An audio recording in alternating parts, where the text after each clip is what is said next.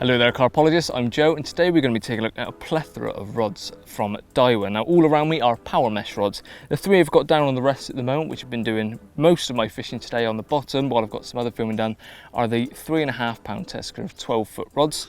I've also got the 4.5 pound 12-foot spod rod, been using that load today, putting out a lot of spod mix for the bottom bait rods, and we've also been surface fishing, which leads me on to the next rod, which is the 12-foot 2.25 pound test curve sort of softer action rod. I've been using this a lot for surface fishing today.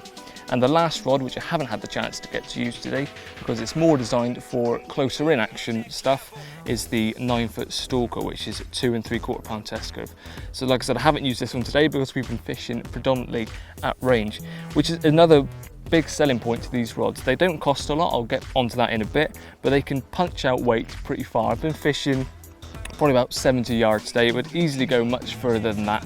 And these are the 3.5 pound test curve rods. I've had a few fish on here today, quite a few bream as well, unfortunately, but they have coped absolutely fine. And you don't have a broomstick playing action either, which is what I'm slightly worried about these sort of strength rods on a water where the fish aren't huge. But I've had fish to probably upper doubles today on these rods, and the playing action was absolutely lovely. But more so was the surface fishing rod, the 12-foot 2.75. This was an absolute dream to use today. The fish on here are absolutely hammering the surface, which is paining me to be talking to camera right now because I'd much rather be having my rods out there because they are scoffing. But this has done absolutely a grand job. We've been using big controllers on this, been punching them out probably equal distance to what I'm fishing on the bottom, and absolutely no issues whatsoever. Really lovely playing action, quite forgiving so that when they're lunging under the rod tip it doesn't bump the hook hole because you're using lighter line, smaller hooks, everything's fine. But we've still been able to get the weights out there a fair old distance and bring them all the way in. We've lost count of how many fish we've had today, but stood up to the test and been an absolute joy to use.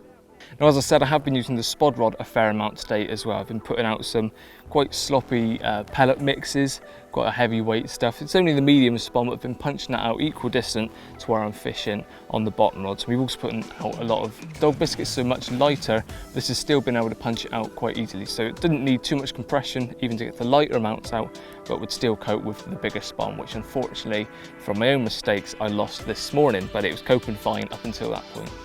So there is the real life testing of these rods. I've really enjoyed using them today, and I will get onto the price point in a second. But for those of you that love specs and all the things that come with these, I'll rattle through them for you now. They all feature a high grade carbon blank with 1K woven carbon and a Fuji DPS reel seat to hold your reel. The handles are a slim profile with a shrink grip finish, and at the base of the handle is an aluminium butt cap. All the rings are stainless steel in frame with a lightweight LS ceramic ring, starting with a 50mm butt guide except for the floater and stalker rod. The power mesh range includes the following test curves and lengths.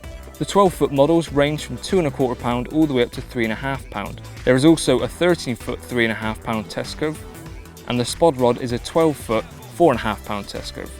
And the last of the range is the 9-foot 2.75 pound stalker rod.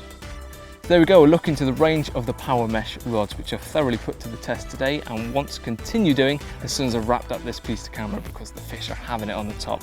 Price wise, starting with the 9-foot stalker rod, comes in at $99.99, which is exceptional value for money. As with all of the prices, all of the 12-foot models come in at £165, and then the spod rod, which is the 4.5 pound test curve, or the 13-foot rod, come in at £175. If more information on all of these rods, the whole range, and to get your hands on some, visit the Daiwa website. Cheers for watching, and I'll see you again soon.